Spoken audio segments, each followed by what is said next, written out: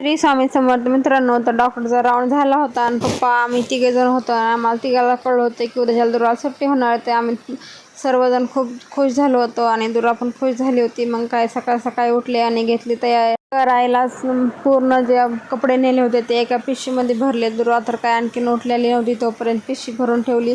आणि नंतर फाईल जी आहे ती खाली गेली होती. नंतर फाईल आल्यानंतर बिल भरायचं आणि घरी जायचं एवढंच काम राहिलं होतं. तर ह्या 4-5 दिवसामध्ये कधी घरी जायला असं झालं होतं आणि आकर्षक ती वेळ सुखरूपपणे घरी जाण्याची वेळ आली होती. तर मी खूप खुश होते. तर पप्पा मात्र दुर्वाला घेतले आणि निघाले. राहिली होती आमची झोळी काढायची. तर बघा पुढे व्हिडिओ.